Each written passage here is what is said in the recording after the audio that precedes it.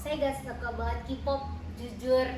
Karena menurut saya itu K-pop banci, alay, plastik gitu kan. We're back.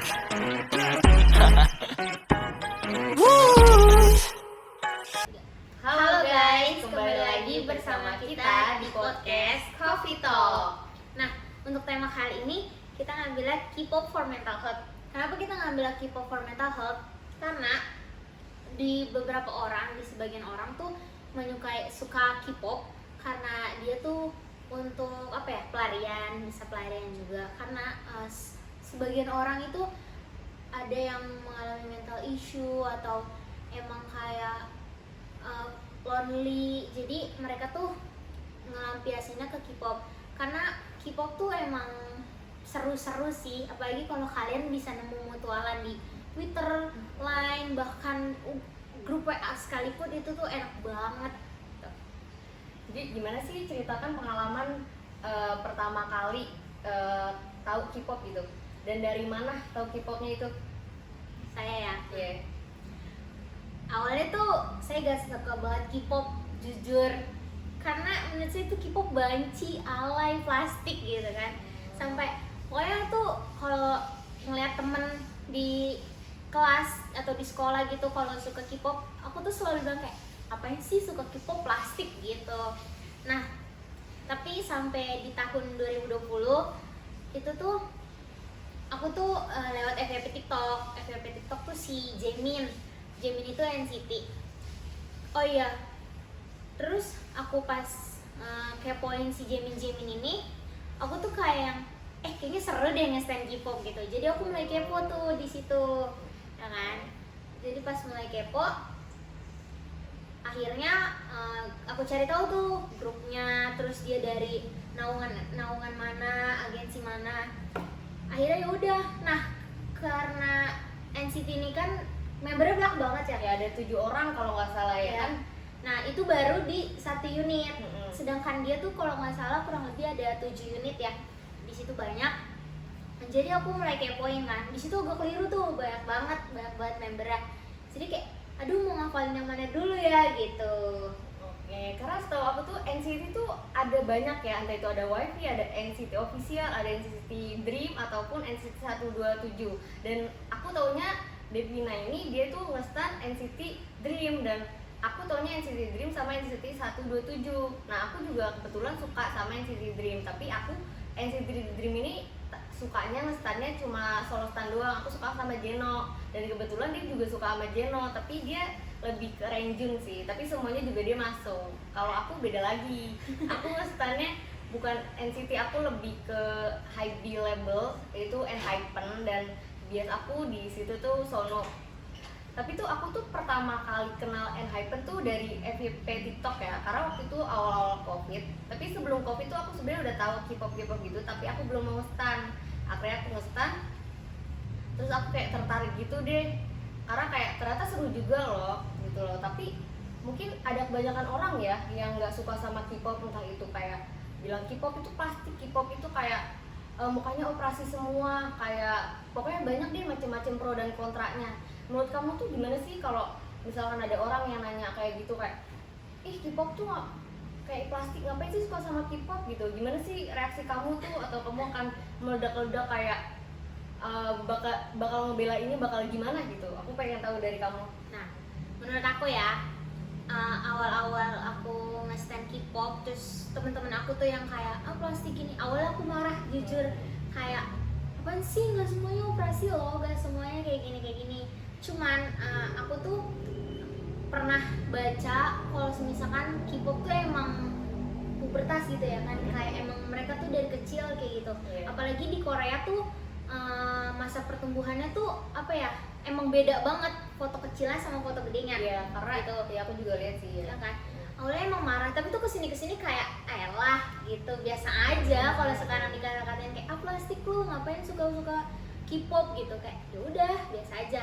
Nah, aku mau tanya nih ke kamu sekarang, menurut kamu nih, kita kan pasti para K-popers gitu. Iya dong, benar. Punya akun yang emang buat nge-fangirl doang kan? Itu pasti dong, Ya kayaknya kan? semua K-popers punya deh itu. Nah. Salah satu akun buat nge-fangirl, atau enggak kita saling follow-followan sama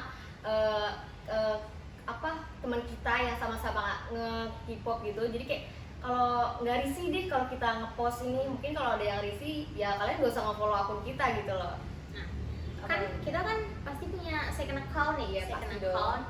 Second account kita tuh sebenarnya kan pasti kan awalnya tuh cuma buat senang-senang kita sendiri. Iya. Tapi pernah ada satu di mana yang kayak temen real life atau temen kampus, temen sekolah, Iya. kayak gitu pasti pernah dong follow second. Pernah, itu Nah, pernah ya. Habis itu pasti kan kalian tuh kalau mau ngepost tuh kayak aduh ini di post gak ya gitu. Iya, itu tentang tuh K-pop. pernah kayak aku tuh pengen ngepost ini nih, kayak tentang K-pop, cuma takutnya teman kampus aku atau teman-teman aku, real life aku tuh kayak pada risih kayak ngapain sih ngupload tentang ini, kenapa nggak kehidupan lo kamu aja gitu loh. Tapi kan aku juga pengen ngupload tentang apa ya, K-pop aku, karena di akun itu tuh bukan cuma akun second aku doang, karena gabung juga sama akun K-pop aku. Jadi kayak entah itu temen fangirl aku yang dari luar, yang bukan benar-benar temen aku banget, itu juga ada di akun situ. Dan menurut aku fine aja, tapi kalau kalian nggak fine ya kalian bisa skip aja gitu.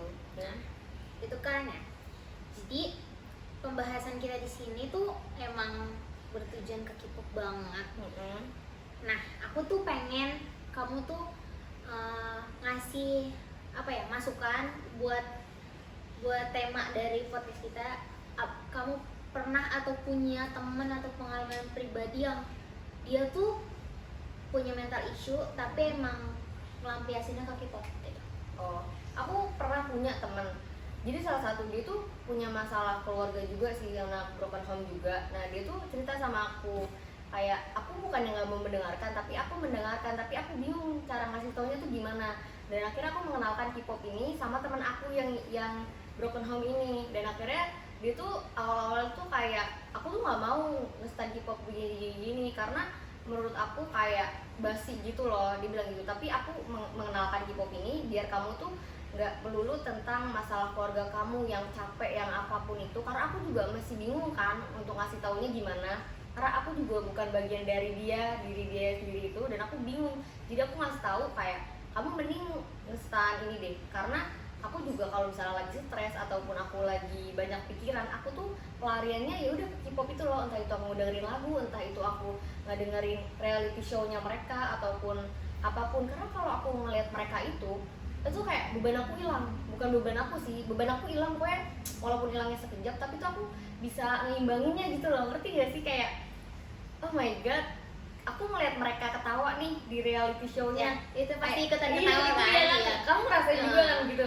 Dan kayak bener aduh nggak tahu ngerasa, deh, kayak ih, lega banget gitu. Walaupun kita curhat pun nggak sama mereka, tapi itu kita ngeliat mereka ketawa, ngeliat mereka kayak ngobrol-ngobrol sesama ini, terus kita juga pokoknya bahagia banget deh, kayak ih lepas banget pokoknya kalau aku ngeliat dia. Terus kalau ngedenger lagunya, dan lagu-lagunya tuh bukan sekedar hanya lagu ya, karena ada artinya, entah itu artinya tentang mental health juga, entah itu tentang pertemanan. Pokoknya K-pop tuh bukan apa yang kalian pikirkan jelek gitu loh, karena di satu sisi tuh ada sisi positif dan negatifnya. Tapi kalau kalian memandangnya negatif mulu, itu kalian akan mikirnya tuh kayak K-pop tuh buang-buang waktu gitu. ya gitu. Padahal K-pop tuh gimana gitu. Padahal tuh aslinya enggak.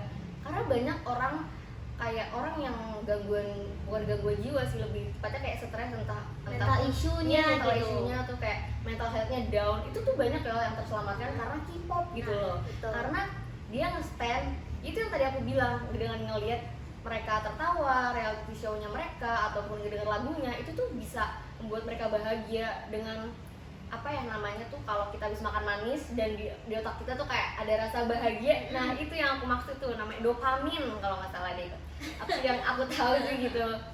Nah jadi kalian jangan selalu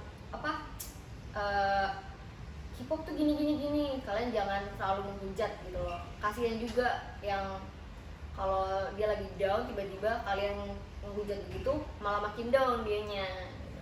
Itu sih. Gitu.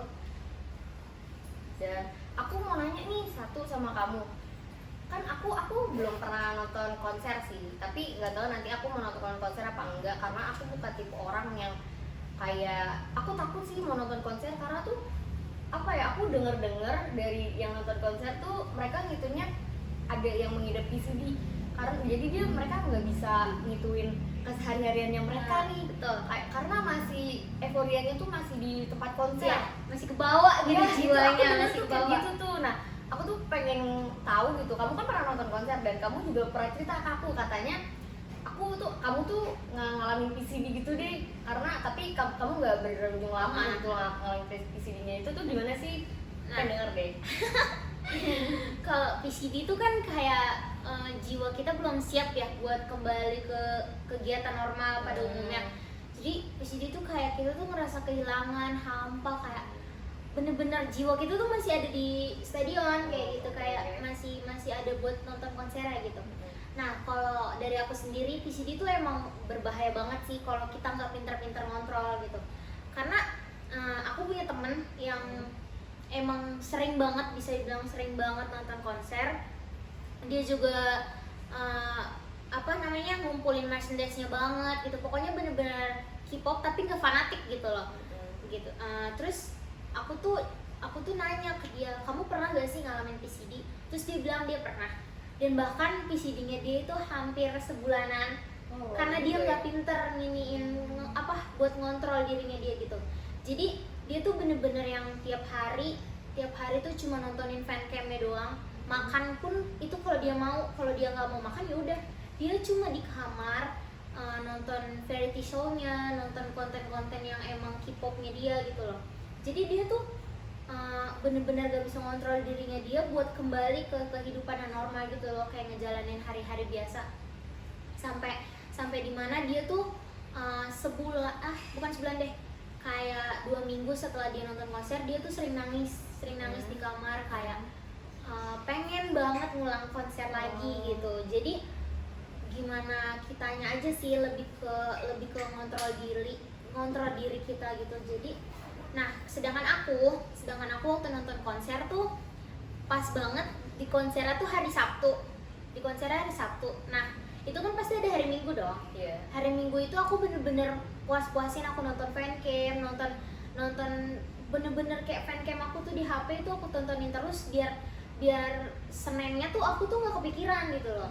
Dan kebetulan Seninnya itu aku masuk kampus, jadi kayak alhamdulillah aku bisa ngedistract gitu loh. Karena kalau aku nggak pinter ngedistract itu parah banget sih, karena bakal sama kayak temen aku.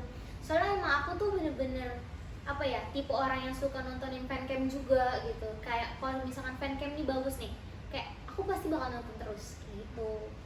Oh, berarti bahaya banget ya buat kehidupan sehari-hari karena bisa ngedistract kita dengan betul. Kegiatan sehari-hari kita yang biasanya, gara-gara itu penyakit salah satu PCD yang kita belum bisa membiasakan dengan adanya konser. Jadi kita belum bisa melupakan nih euforia sekitar kita setelah kita nonton konser.